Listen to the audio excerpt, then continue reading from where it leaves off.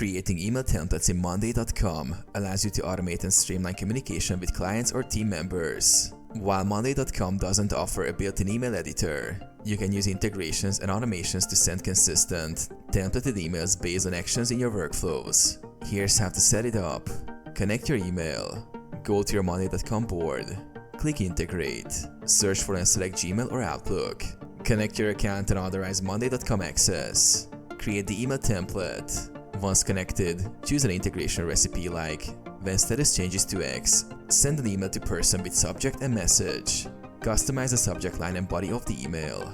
Use placeholders like item name or column value to personalize the message dynamically. Set triggers. Set automation triggers such as status changes, date arrival, or item creation. Choose when and how often emails should send. Test and launch. Test your automation to make sure the email sends correctly. Refine your message or trigger if needed.